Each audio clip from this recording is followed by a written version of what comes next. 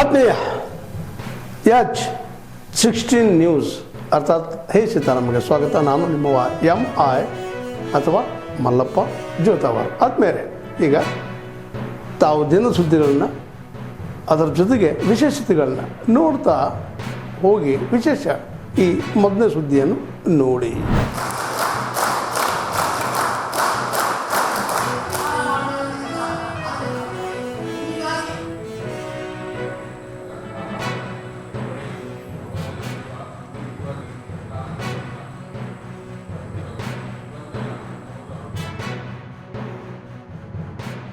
ಒಂದು ಸಂಕಷ್ಟ ಸ್ಥಿತಿಗೆ ದೂರದಾಗಲಿ ಅಂತ ಒಂದು ಎಲ್ಲರೂ ಕೂಡ ಒಳ್ಳೆಯದಾಗಲಿ.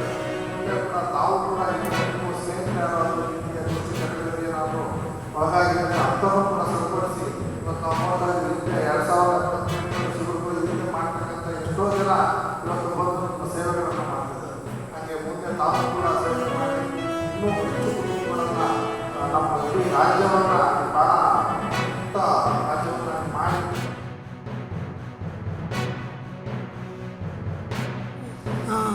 ಗಣ್ಯ ವ್ಯಕ್ತಿಗಳಿಂದ ಆಗಿರ್ಬೋದು, ದೇವಸ್ಥಾನದ ಆಡಳಿತ ಮಂಡಳಿಯ ಧರ್ಮದರ್ಶಿಗಳಾಗಿರ್ಬೋದು, ನುರಿತ ವೈದ್ಯಕೀಯ ವೈದ್ಯರಿಂದಾಗಿರ್ಬೋದು, ಲಾಯರ್ಗಳಾಗಿರ್ಬೋದು, ಇವುಗಳಿಂದ ಮಾಹಿತಿ ಕೊಡೋದ್ರ ಮುಖಾಂತರವಾಗಿ ಅವರ ಮನಸ್ಥಿತಿಯನ್ನು ಪರಿವರ್ತನೆ ಮಾಡುವಂಥ ಕೆಲಸ ನಾವು ಮಾಡಿದೆವು. ಆಮೇಲೆ ನಮ್ಮ ಈ 2078ನೇ ಶಿಬಿರದಲ್ಲಿ ಪ್ರಸ್ತುತ 57 ಮಂದಿ ವ್ಯಸನಿಗಳಿದ್ದಾರೆ. ಅವರು ನಮ್ಮ ಈಗಾಗಲೇ ಆ ವ್ಯಸನಿಗಳನ್ನು ಹೇಗೆ ಬಂದಿದ್ದಾರೆ ಅಂತ ಹೇಳಿದ್ರೆ, ತಾಲೂಕಿನಲ್ಲಿ ಈಗಾಗಲೇ ಯಶಸ್ವಿಯಾಗಿ 8 ಶಿಬಿರಗಳು ನಡೆದಿದೆ. ಮಾತ್ರ ಬಂದು ಜಾಯ್ನ್ ಆಗಿ ಆ ಸಂಪಾದನೆ ಎಲ್ಲ ಖಾಲಿ ಮಾಡೋ ಪರಿಸ್ಥಿತಿ ಮಾಡ್ತಾಯಿದ್ರು.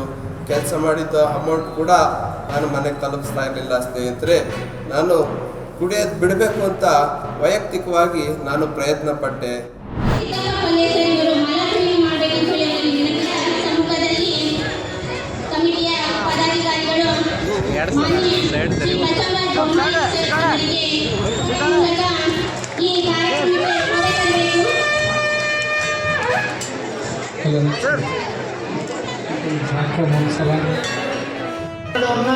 ಹಾಗೂ ಟ್ರಸ್ಟ್ ಕಮಿಟಿ ಅಧ್ಯಕ್ಷರಾದಂಥ MS ಪಾಟೀಲ್,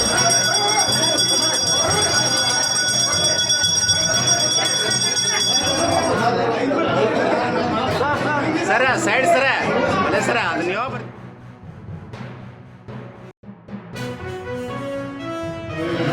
ಇದ್ದಾವೆ, ದೇವಸ್ಥಾನಗಳಿದ್ದಾವೆ. ಬೆಳೆದು ಎಷ್ಟೇ ಪ್ರಮಾಣದಲ್ಲಿ ಬೆಳೆದರೂ ಕೂಡ ತನ್ನ ಐತಿಹಾಸಿಕವಾಗಿರುವಂಥ ಒಂದು ಪ್ರಸಿದ್ಧನ ಎಂದು ಕೂಡ ಅವ್ರು ಬಿಟ್ಟುಕೊಟ್ಟಿಲ್ಲ. ಆ ಸಂಸ್ಕೃತಿಯನ್ನು ಬಿಟ್ಟುಕೊಟ್ಟಿಲ್ಲ, ಆ ಸೊಗಡನ್ನು ಬಿಟ್ಟುಕೊಟ್ಟಿಲ್ಲ. ನಿಮಗೆಲ್ಲರೂ ಅಭಿನಂದನೆ ಸಲ್ಲಿಸ್ತು. ದುರ್ಗಾದೇವಿ ಜಾತ್ರೆ ಸುಮಾರು 1 ವಾರಕ್ಕಿಂತ ಹೆಚ್ಚು ನಡೀತದೆ. ಕೊನೆ ದಿವಸ ಕಾಣ್ತದೆ ಶರೀರ ಅವಾಗ 15 ದಿವಸ ಆಗೈತಿ. ನಿರ್ಣಯ ಸಿಕ್ಕರೆ 15-20 ದಿವಸ ಆಗೈತಿ.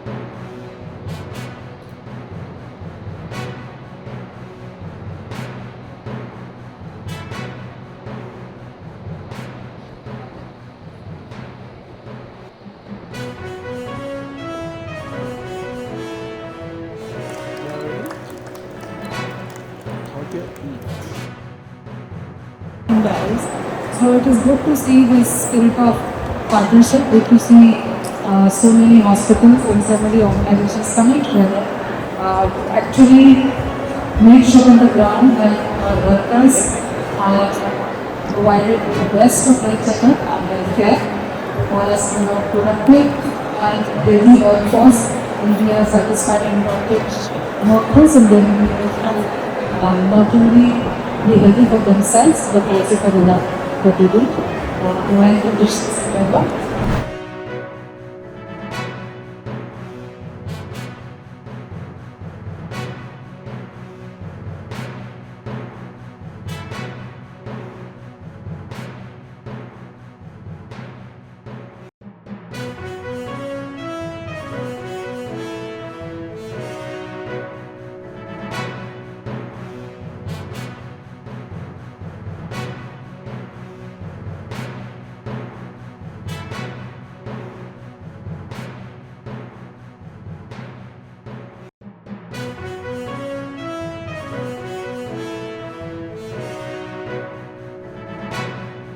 ಅಲ್ಲಿ ಸ್ವೀಪ್ ಕಮಿಟಿಯಿಂದ ಇದೊಂದು ಜಾಗೃತಿ ಕಾರ್ಯಕ್ರಮವನ್ನು SIR ಬಗ್ಗೆ ಮೂಡಿಸಬೇಕು ಅಂತ ಹೇಳಿರೋದ್ರಿಂದ ಒಂದು ಟೈಮ್ ಟೇಬಲನ್ನು ವೇಳಾಪಟ್ಟಿಯನ್ನು ನಿಗದಿಪಡಿಸಿರೋದ್ರಿಂದ ಈ ದಿನ ನಾವು ಸಕಲೇಶಪುರದಲ್ಲಿ ಬೇರೆ ಬೇರೆ ತಾಲೂಕಲ್ಲಿ ನಿನ್ನೆವರೆಗೂ ನಡೆದಿದೆ, ಇವತ್ತು ಸಕಲೇಶಪುರದಲ್ಲಿ ನಾವು ನಡೆಸ್ತಾ ಇದ್ದೇವೆ. ಇದಕ್ಕೆ ನಮ್ಮೆಲ್ಲ ವಿದ್ಯಾರ್ಥಿಗಳು ಇಲ್ಲಿ ಹಾಜರಿದ್ದಾರೆ. ಒಂದು ಜಾಥಾ ಕಾರ್ಯಕ್ರಮವನ್ನು ಹಮ್ಮಿಕೊಂಡಿದ್ದೀವಿ. ಇದು ನಾಗರಿಕರಿಗೆ ಒಂದು ಏನು ಹೇಳ್ತೀವಿ ನಾವು, ಅವರಿಗೆ ಅವೇರ್ನೆಸ್ ಪ್ರೋಗ್ರಾಮನ್ನು, ಜಾಗೃತಿಯನ್ನು ಮೂಡಿಸೋದಕ್ಕೆ ನಾವು ಇವಾಗ ಈ ದಿನ ಮಾಡ್ತಾ ಇರೋದು. ಭಾಗವಹಿಸಿದ್ರು.